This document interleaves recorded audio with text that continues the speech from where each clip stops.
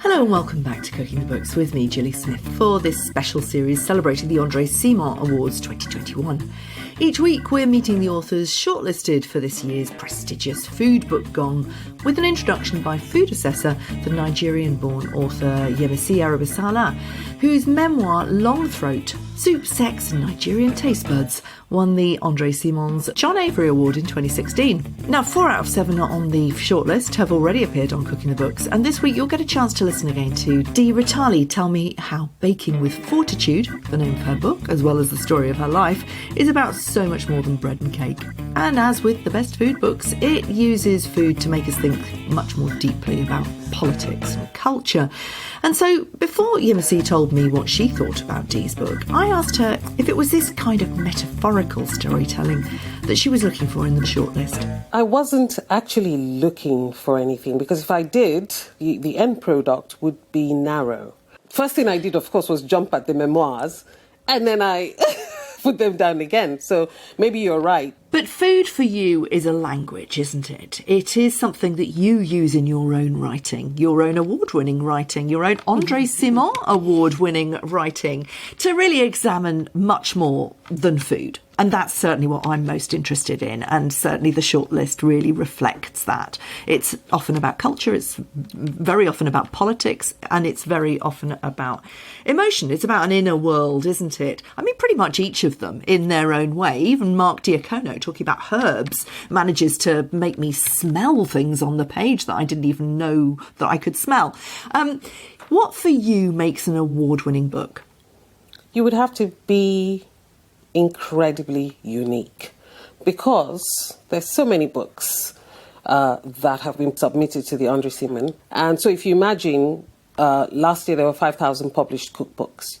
In order to stand out, even if you're not being presented to an award, you would have to have a unique theme. You would have to be thinking outside the box. You would have to have a very strong voice. You would have to present your ideas in a way that was compelling.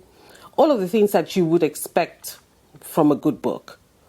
But I think a little bit more, because there's something about talking about food and being able to connect, with that very personal organ, which is the mouth. Do you think you found it in the shortlist? Oh my goodness.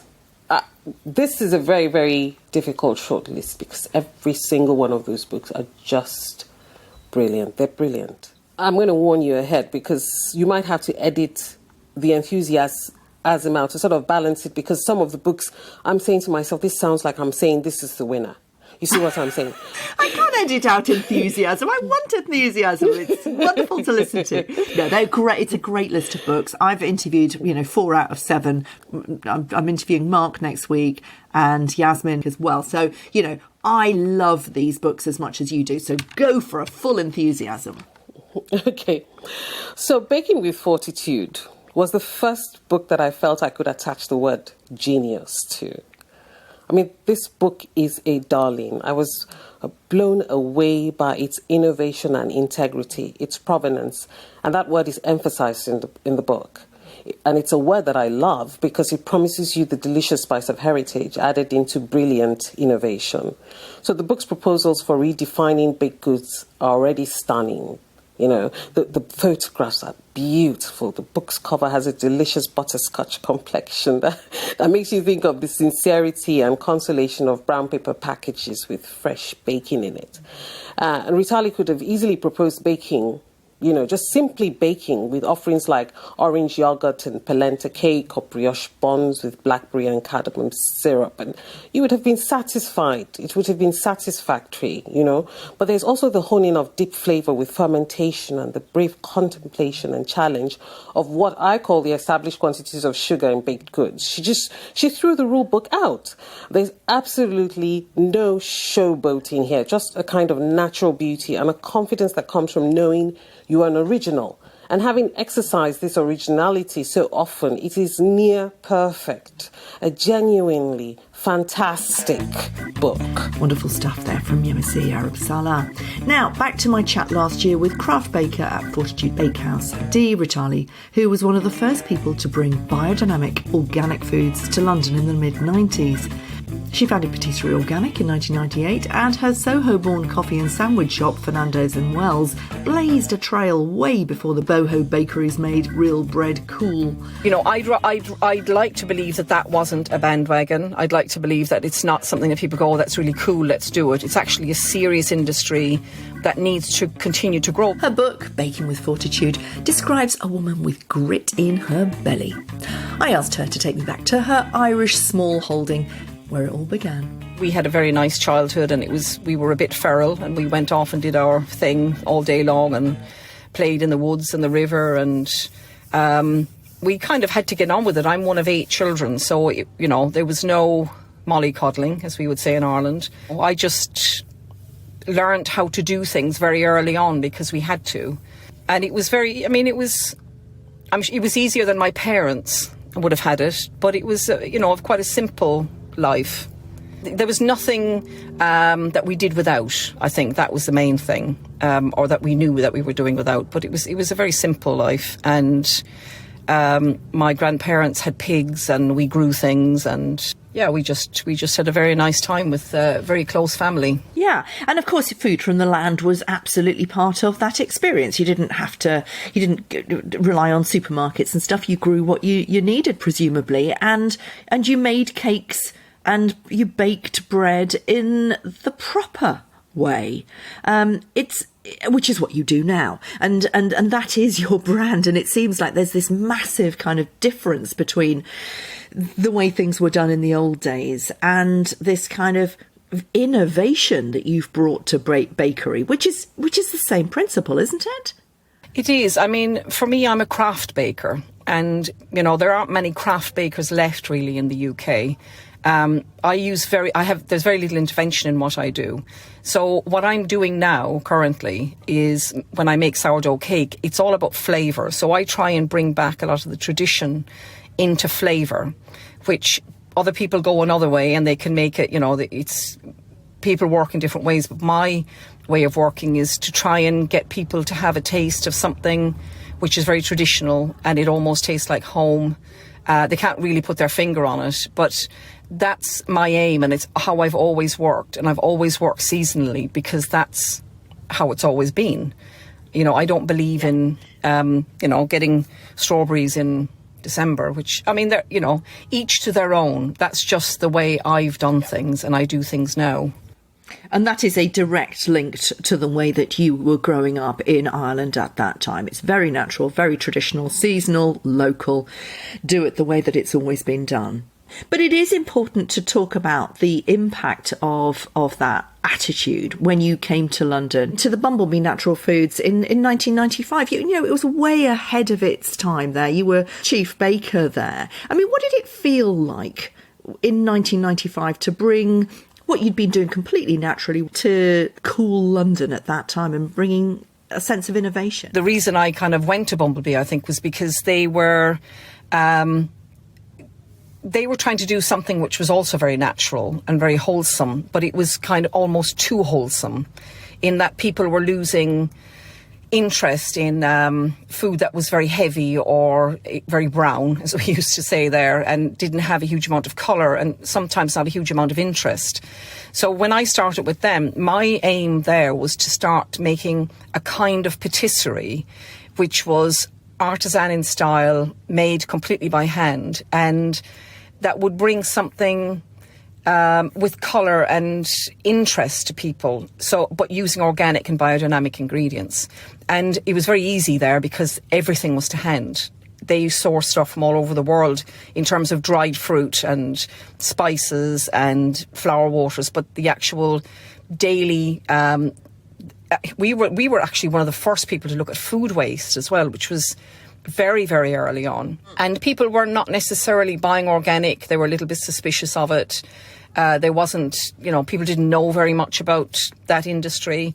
So it was very early days. To try and sell organic patisserie and organic cake, specialist cake, gluten-free, vegan, I was definitely one of the first people in the UK to really do that from very early on, which wasn't easy. But I think it's kind of how it's always been for me. I've never kind of gone on I've never jumped on any bandwagon. I've always, sort of beat my own drum in terms of doing what I do and what I'm interested in. And yeah, and of course, let's try and remember the kind of the food landscape in 1995. It was before all the TV chefs, before Nigella and Jamie and all those kind of people exploded our interest in actually cooking and in sort of showing off in front of our friends and, kind of all that. The cooking at home that the supermarkets enabled hadn't really started. And we were interested in food we were picking up as we were travelling all over the world. There was a lot of business travel and people were beginning to take gap years, and there was a lot of interest in other things that weren't our own. And, what you're talking about is so our own that it was absolutely put on the back burner. And you're absolutely right of looking at the food in the context of saving the planet. Gosh, we hadn't even thought about doing things. We were completely the opposite. It was such a different food landscape. I mean, when you look back, where do you think we went wrong? Well, I think what happened was, for me anyway, having grown up in Ireland in the 70s, we didn't have supermarkets. I mean, I went to my first supermarket in 1985 because I think people didn't know what to do with ingredients, which was the first one which I saw. So people didn't understand provenance. Then when they got the ingredients, there wasn't a huge amount of education and information about how to cook. Not in a way that for cookbooks or I don't know. I mean, people learning how to do things was a problem because people didn't really know how to cook with fresh ingredients because the supermarkets were just packed full of the whole ready meal scene had kind of exploded as well. But then when people did get ingredients and learn, what I found was when people were buying ingredients, the fridge would be full of food and most of it would be put in the bin because they didn't know what to do with it. I think there's just been a huge lack of education.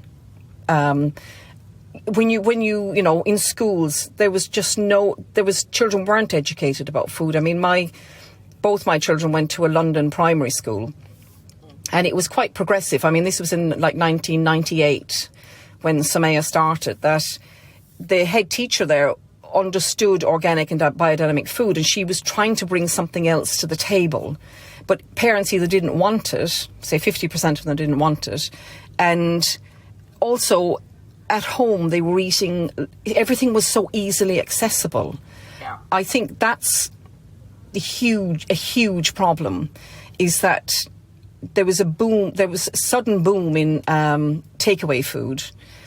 We'd gone from fine dining, which a lot of people couldn't afford, to then takeaway foods, to supermarkets being absolutely jam-packed with whatever you wanted. And a huge thing, and I still say this to people now when I talk about food or I do pre-COVID, I used to do a lot of teaching, is meal planning. People didn't plan meals. I think people still don't plan meals, which means there's a huge amount of waste. Because you just go and grab. You just think, I need this and I need this and I need this. There was no pickling, fermentation. I mean, we were big advocates in Ireland of freezing food. Every family had a freezer because that's what got us through the winter. And people had perceptions of all of this which were very negative.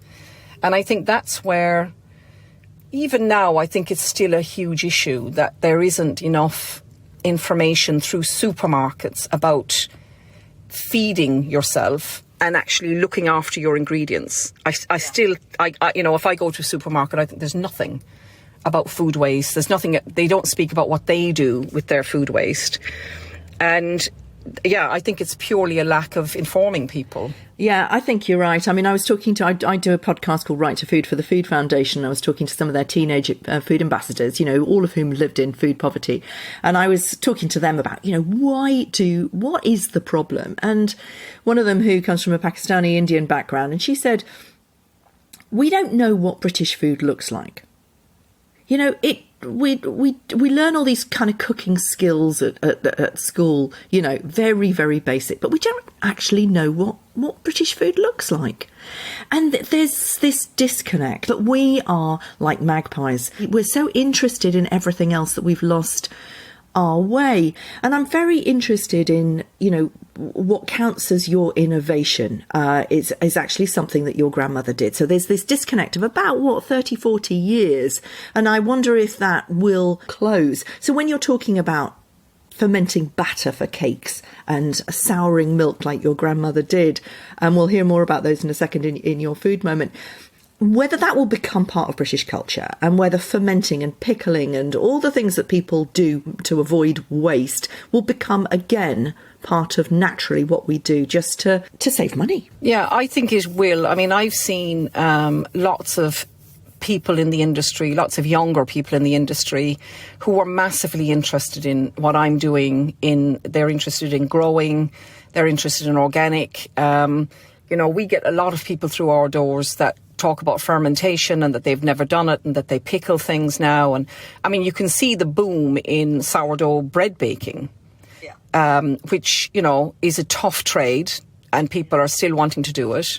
And I think it's, I'd like to believe that wasn't a bandwagon. I'd like to believe that it's not something that people go, oh, that's really cool, let's do it. It's actually a serious industry that needs to continue to grow because we're a very small percentage of, the whole kind of baking industry in the UK. Us sourdough bakers are a very small percentage of it, but it is growing. And there's definitely more interest, partly because of COVID, partly because people having time. I mean, one of the things that people say to me is, oh, I haven't got time to do that. I haven't got time to, ferment the batter. And I'm like, well, you don't have to do it every time, but at least experiment. I mean, it doesn't have to be sat somewhere for 7 days. You can use it the next day or you can use it within a few hours, which, I talk a lot about. It doesn't have to be days of your life that's consumed by something.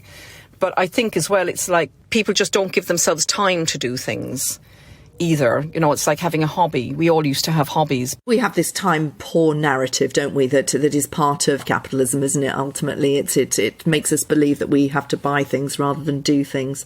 Let's move on to your food moment, because this kind of explains how you do what you do and why you do what you do.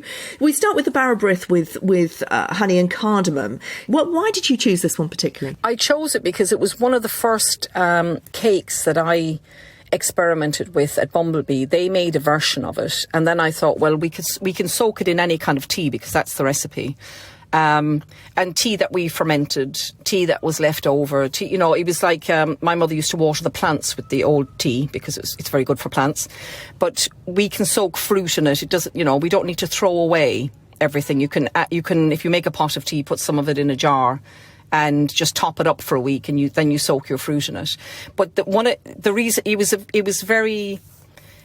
was just a lovely cake to make, which I thought was my first foray really into doing something which was fermented in terms of fruit and a cake rather than bread or sourdough.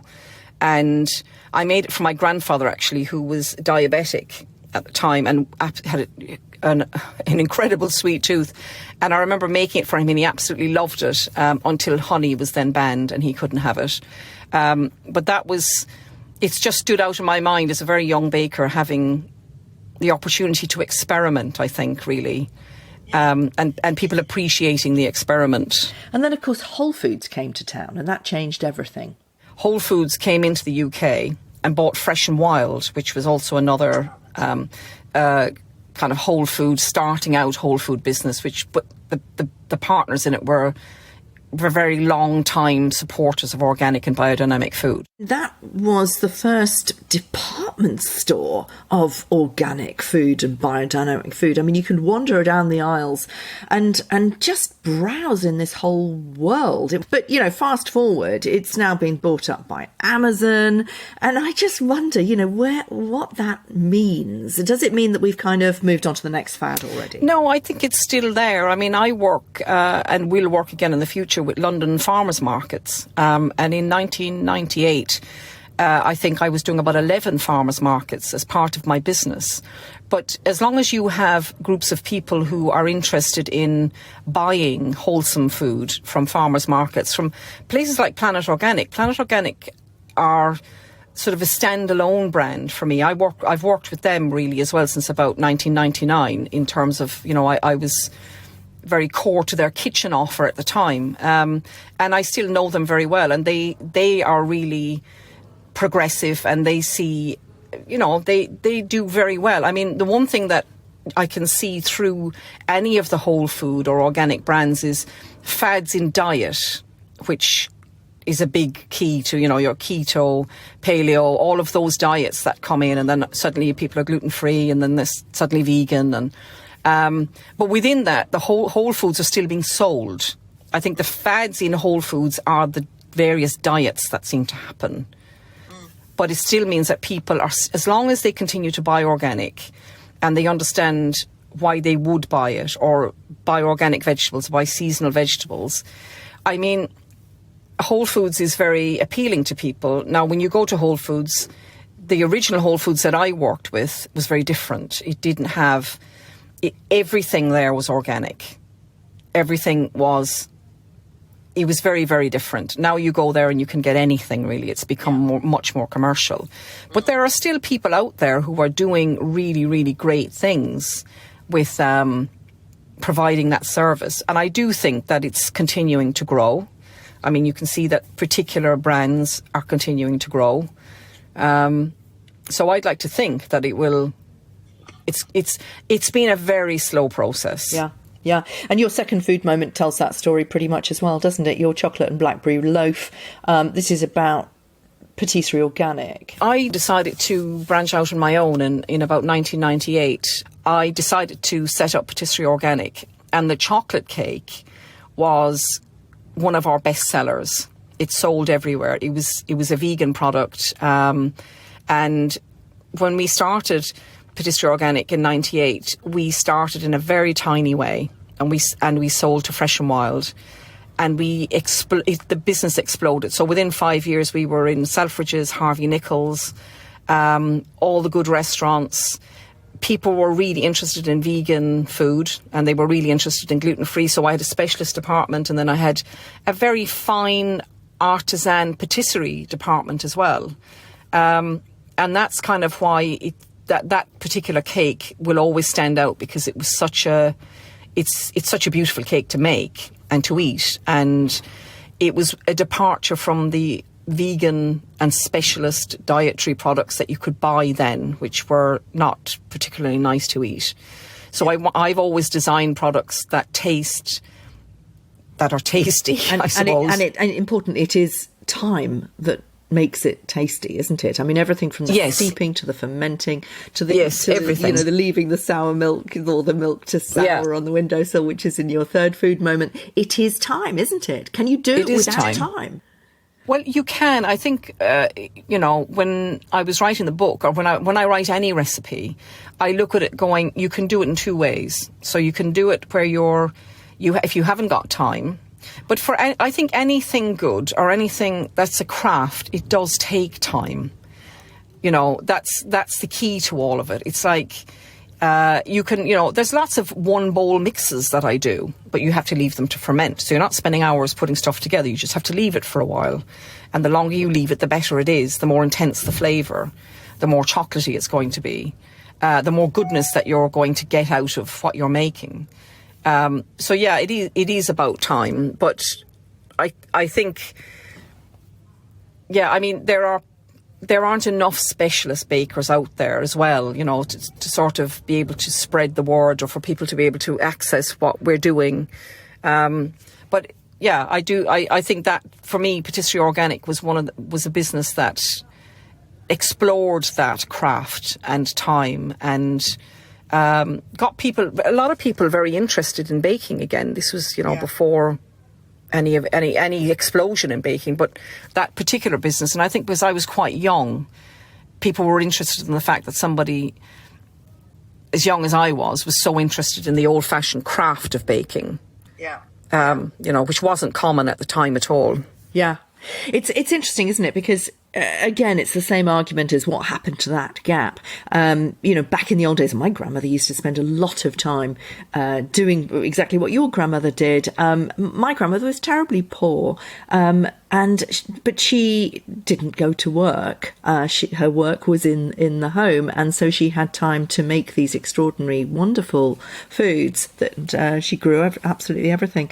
There feels like a class divide. It feels now that time is the preserve of the middle classes, and of course, this is where we deal with waste. This is where we deal with health. This is where we deal with a healthy gut. It feels like the have and have-nots. I mean, it's obviously not a new argument to you. How do you feel about that? Yes, it is more of a middle class situation that we're in. But what I do doesn't come from remotely that place. And, you know, my mother had 8 children. She was a crafter. She used to knit. She made money through baking. You know, they didn't have the luxury of time, actually. What they did do was their life wasn't absorbed with anything electronic. They didn't have phones. They didn't spend their life in front of a screen. You see, it's about planning. And my grandmother used to say this to me: everything you do should be planned. If you want to have a healthy diet, it's a plan. You don't need lots of money, because they showed that we didn't have lots of money at all by any means. And it was just about planning the things that you needed to do on a daily basis, because people will find time now to do all the things that I absolutely hate. So it's like they'll sit in front of a computer for hours, and that's cool if that's what you want to do, but it's something that I can't do because I'm just not built to do it. But it's like having a walk. Well, I haven't got time to have a walk. I haven't got time to do stuff. There is time. It's just a different form of planning. And I do, but you know, there is an issue with people being fed correctly and properly and understanding ingredients, because food poverty in the UK is huge. I mean, it's a huge issue, and we get asked about it all the time, and we get asked to give what we have to different food banks, and of course we do as much as we can, and you know, if we have, you know, whatever we have, we will try and share. But there is, you know, you don't have to spend hours of your life fermenting things. It's literally a process, but you have to have a plan. That's the difference. Exactly. But it's also skills and confidence to have a go. And this is kind of, I was looking at your third food moment, and it is the sour milk soda bread.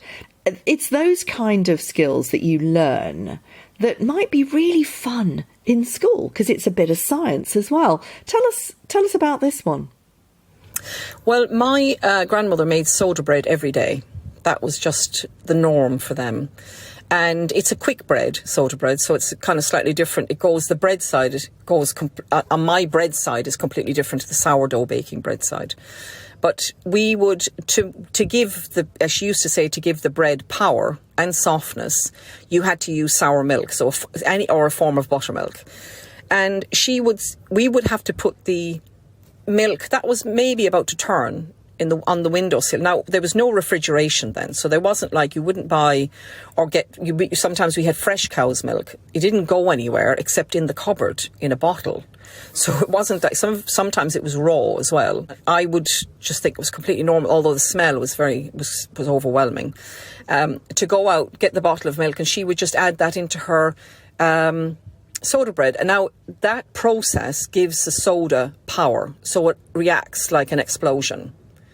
And it makes the bread really, really soft. I mean, on a daily basis now, I make soda bread, but I use, if I can get raw yogurt, I use it. But I use yogurt, very, very sour, natural yogurt. And it makes the bread really, really soft and really delicious. You can get a lovely crust with it.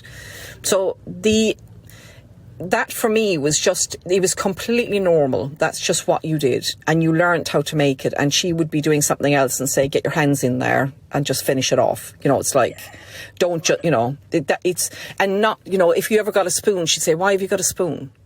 You can't make bread with a spoon. Or, you know, because as a kid you think, well, I don't want to get my hands dirty or whatever it is. Yeah, can you imagine that in a cooking class in school, you know, 12, 13 years old? Oh, it's fantastic. That'd be amazing. It's fantastic. You know, getting your hands dirty, having a good old laugh and a bit of science in there as well.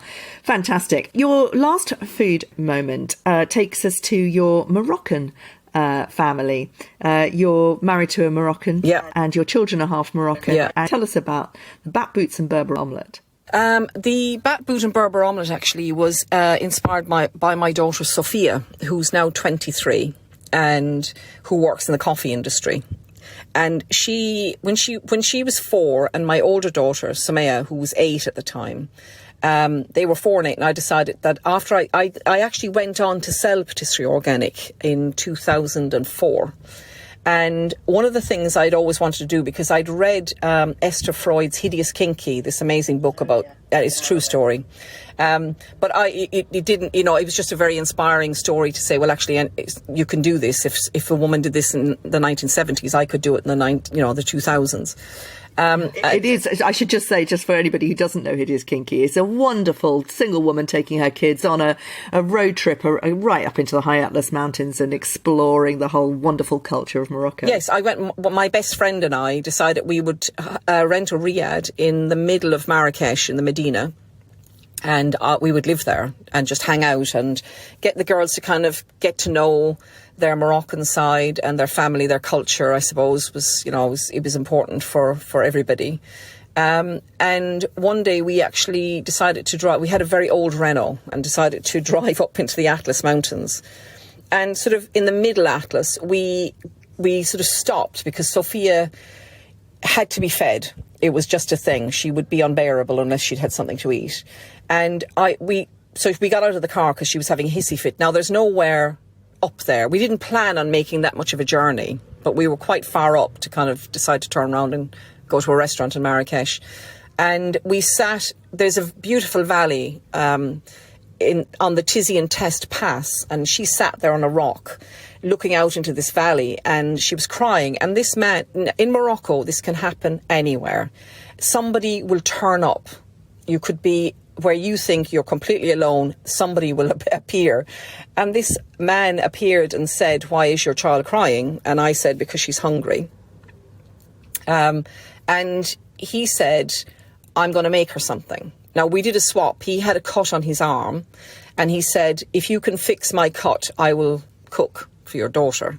And he made this Berber omelette, which we sell every day at Fortitude. And it was one of the most powerful moments for me of that trip, because she remembers it to this day. I didn't think she would eat this particular omelette because it was onion and peppers and egg, and he put it in a piece of bread. I've since adapted it, and that's why it's one of my favourite food moments, because she sat there eating it, and we have some lovely pictures of her doing that. How magical. It was it was magical. It really was. Yeah. You famously make cakes for some very famous people. Do share. Over the years, I've done a lot. I've done a birthday cake for Madonna. We did a cake for Blur. We did cakes for Prince Charles. Fantastic. Tell us, what kind of cake does Madonna eat? I mean, I can't imagine her eating cake. At the time, it was a cake that could have practically nothing in it. I remember fax machines were still working then, and we got faxed the list of products that she couldn't eat, and there was no gluten, there was no wheat. But we came up with this amazing almond sponge. We made a vegan cream. I think we used coconut milk. It was an amazing cake that she loved, and sent us a card, actually, to say that she'd had a wonderful cake. But yeah, over the years, there's been many people. I think we did the first organic wedding cake, which had this massive feature in Elle magazine, and that kind of put us on the map for wedding cakes at the time. And what does Prince Charles like in his cake? Well, Prince Charles was obviously very interested in organic food, and they were doing something through the Prince's Trust. And he was involved in this. And he loved this organic maple sugar that had been gifted to him. And he asked us to make a cake for an event at the Prince's Trust with this sugar. And I just remember him, they were very nice about it. And we did, it was just very simple. It was like a Victoria sponge with cream and jam. It was they wanted it really simple, just to showcase organic products, I think, at the time. Yeah, good for them. Last question. Where are we going now? Fermenting, pickling, sourdough, soda bread, it's everywhere. We are absolutely at that peak of understanding the relationship between waste, gut health, and something that's utterly, utterly delicious that takes time. What can stop this being a fad and something that absolutely becomes the heart, again, of British food culture? I do believe that it starts in school. I think it's a big thing, and I've always been really passionate about it. And, you know, half my staff are under the age of 18 because they come to us for 1 or 2 days a week. We teach them. They have a completely different take on food and what they like by the time they leave us. I mean, it's pretty incredible. And I do think that unless people are going into schools and that there is the money, you know, to educate children about food and craft, so much is going to be lost. I do think educating, and, you know, we do classes, or we did do classes before COVID, where people would come, and I don't charge a huge amount of money. I don't sort of say everybody's £100 a head. That's not how you achieve anything. It's making the education cost effective, and people writing about it more. I think that's the other thing. It's just getting the message out there. Getting the message out there, really, in as many ways as possible. I mean, you know, doing podcasts like this for me is really, it's a huge opportunity to talk about food waste and craft. Because craft is another, you know, we talk a lot about mental health in our bakery and what we do and how it really, there's so much to it. And food's connected to so much because, you know, it sustains us. And I think it's people understanding, you know, what you put in your body is sustaining you. I don't think everybody understands that message, really. Thanks for listening. You can also find me on Food FM, the online radio station and global podcast platform, which aims to change the world through food. Do get in touch with me on social media. I'm at Cooking the Books with Gilly Smith on Instagram and at Gilly Smith on Twitter. And you can sign up for my newsletter at gillysmith.com to find out about the Cooking the Books Supper Club. I'll be back next week with the next on the Andre Simon Awards shortlist, Mark Diacono.